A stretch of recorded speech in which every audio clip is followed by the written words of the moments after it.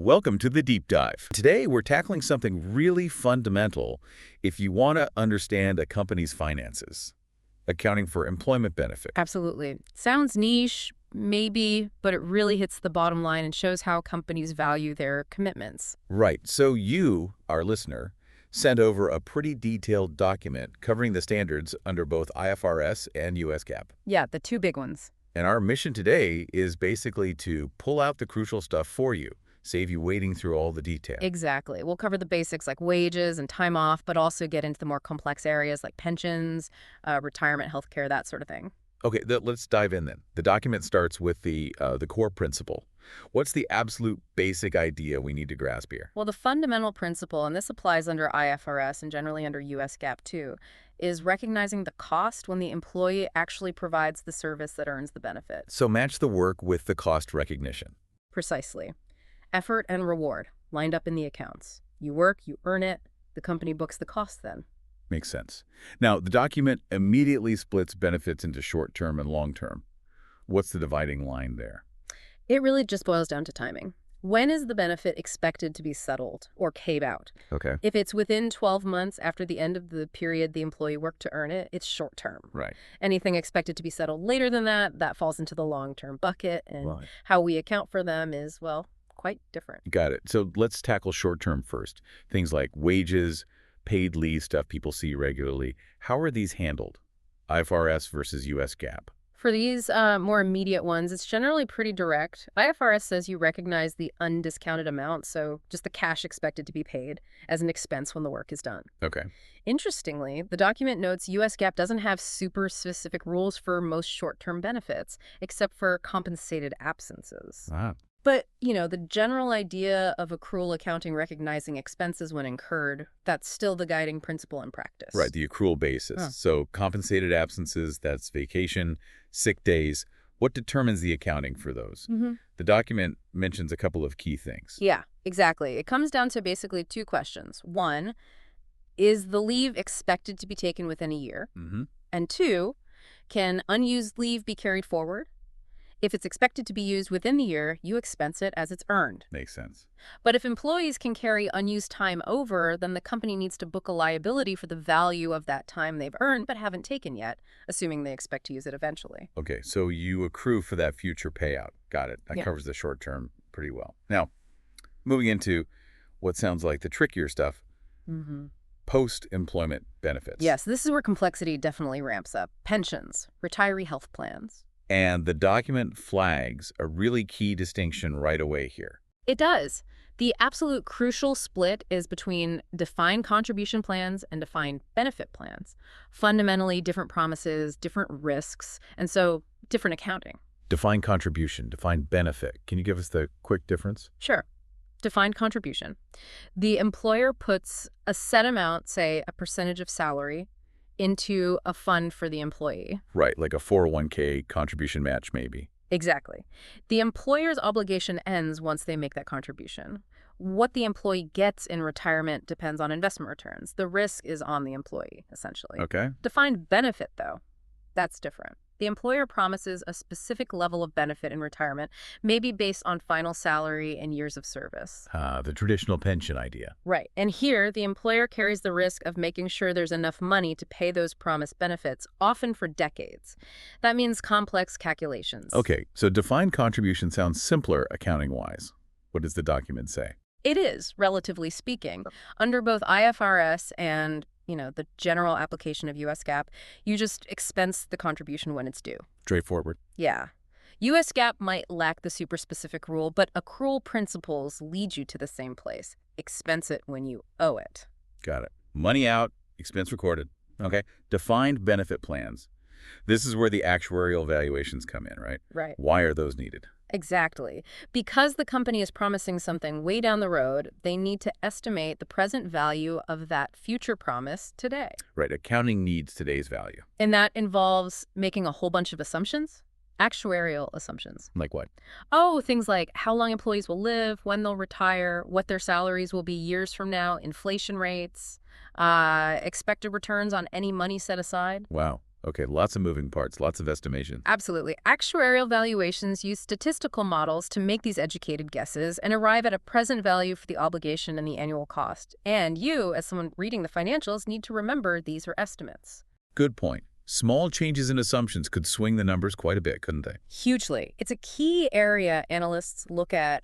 Are the company's assumptions reasonable compared to others? Or are they maybe being too optimistic, making their obligations look smaller? Interesting. Okay, so focusing on IFRS first, what are the key steps the document outlines for accounting for these defined benefit promises? Under IFRS, there's a fairly structured process. First, you calculate the present value of the obligation, the DBO, and figure out the fair value of any plan asset set aside to fund it. Okay, obligation versus assets. Then you might need to consider something called the asset ceiling. We can circle back to that. Right. And finally, you recognize the different components of the change in the net position. There's the service cost benefits earned this year. There's net interest, basically, the unwinding of the discount on the liability over time, offset by expected return on assets. Okay, like interest expense on a debt. Sort of, yeah. And then there are remeasurements. These capture the effects of changes in those actuarial assumptions we talked about, and also the difference between actual investment returns and what was expected.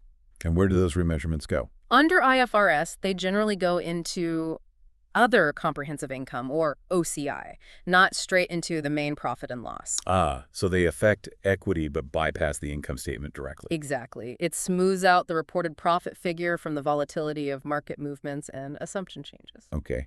And how does US GAAP compare? It also uses that projected unit credit method, doesn't it? Yes, US GAAP typically uses the same method, the projected unit credit method, to estimate the obligation. But the document points out some differences. For instance, US GAAP doesn't have the same specific criteria as IFRS for deciding if assets actually qualify as plan assets for netting purposes. Plan assets. Speaking of those, how are they treated differently in the presentation? You mentioned netting under IFRS. Right. Under IFRS, you typically show the net number on the balance sheet, the defined benefit obligation, minus the fair value of plan assets. It's presented as a net liability or sometimes a net asset. Okay. Under US GAAP, while the final presentation is also net, the specific requirement to directly offset isn't framed in quite the same explicit way as IFRS. The outcome looks similar on the face of the balance sheet, though. Got it. The document also brings up what happens if a plan is actually overfunded, more assets than the estimated obligation. What's the deal there, especially under IFRS? Right, an asset position. If a plan is overfunded, technically you have a defined benefit asset. But under IFRS, there's a cap on how much of that asset you can actually recognize on your balance sheet. This is the asset ceiling. Asset ceiling. Why the limit? The logic is you can only recognize an asset to the extent that you can actually get an economic benefit back from that surplus. How would you get a benefit back? Either through a refund from the plan, if that's allowed, or through reduced future contributions you'd otherwise have to make. The asset ceiling limits the recognized asset to the present value of those future economic benefits. Okay. So you can't just book a huge asset if you can't realistically access that surplus. Exactly. It's a more conservative approach. US GAAP doesn't have this specific asset ceiling concept applied in the same manner. So potentially, a company under IFRS might report a smaller pension asset than an identical company under US GAAP if the plan is heavily overfunded. That's entirely possible, yes. Interesting difference. Wow. Okay, what about multi-employer plans, where multiple companies contribute to the same plan? Right. These can be common in certain industries. Under US GAAP, the document says they're generally treated like defined contribution plans, so the company just expenses its contributions as they're made. Pretty simple. Okay, and IFRS? Under IFRS, well, it depends. They're treated as defined contribution unless the company has enough information to account for them as defined benefit. When might that happen? It could happen if, say, the plan is seriously underfunded, and there's a clear basis for allocating the deficit in plan assets to the individual participating employers. If that's the case, and the company can reliably measure its share, it might have to account for it like a defined benefit plan, recognizing its portion of the obligation in assets, which can get complex. So, again, potentially more complex under IFRS depending on the circumstances. Potentially, yeah. All right, let's shift gears slightly to termination benefits. Payments when employment ends. When do these hit the books? Termination benefits get recognized when two conditions are met. First, the company must be demonstrably committed. This means there's a formal plan announced and little chance of withdrawal. Okay, commitment is key. Second, the costs associated with the termination benefits need to be reliably estimated. Commitment and estimation. Got it. The document also notes you need to be careful if these termination benefits essentially enhance other post-employment benefit that the accounting might need to follow the rules for those other benefits then. Okay. What about other long-term benefits? Things like long service leave or jubilee benefits, maybe long-term disability? Yeah, benefits that aren't short-term, aren't post-employment, aren't termination, a sort of catch-all. The accounting for these, the document says, is quite similar to defined benefit plans. So actuarial valuations again. Generally, yes, you need to estimate the present value of the future obligation. But often the assumptions might be a bit simpler than for a full pension plan. For instance, remeasurements for these typically go straight to profit or loss under IFRS, not OCI like pensions. Ah, okay. A slight difference there in where the adjustments go. So after all this calculation, how does it all look on the balance sheet and income statement? Well, the net defined benefit liability or asset, subject to that IFRS ceiling, shows up on the balance sheet. Non-current liability, usually. Makes sense. Changes in that net amount flow through the financial statements. As we said under IFRS, the service cost and net interest typically hit profit or loss. Right. The sort of normal costs. And the remeasurements, those actuarial gains losses and return on asset variances go to OCI. And crucially, under IFRS, these OCI amounts are generally not recycled back into profit or loss in later periods. They stay in equity. Okay. And US GAAP. Similar P&L and OCI split. Broadly similar in that actuarial gains and losses also often go to OCI initially under US GAAP.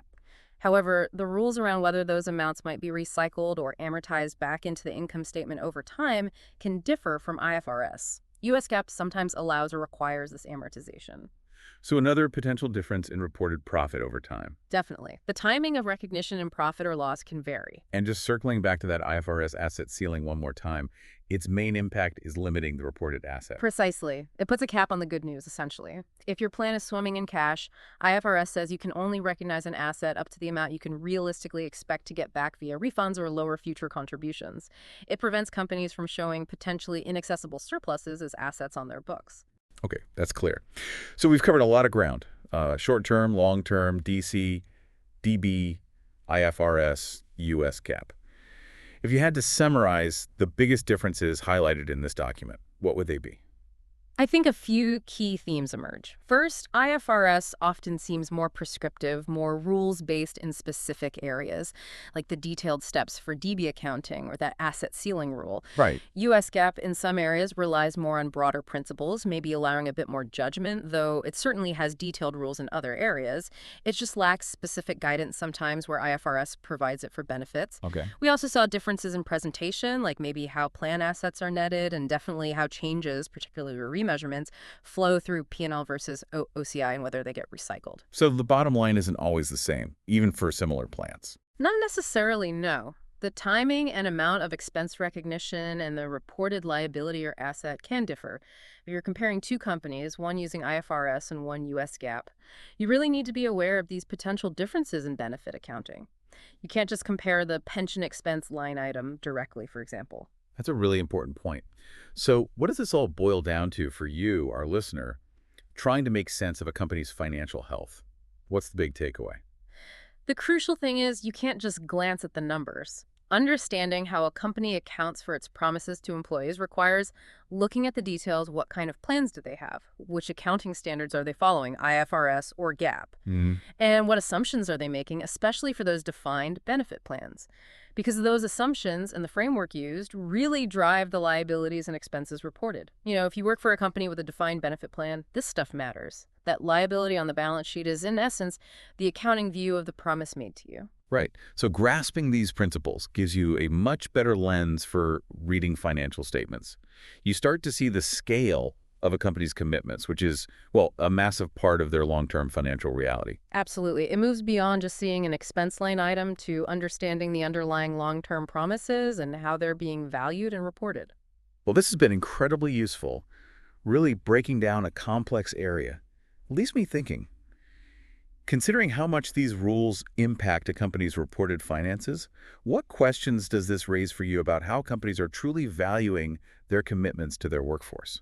That's a great question to ponder. Definitely food for thought. whether you're looking at it as an investor thinking about risk and stability, or even as an employee thinking about your own future benefits. Thanks for joining us on the Deep Dive.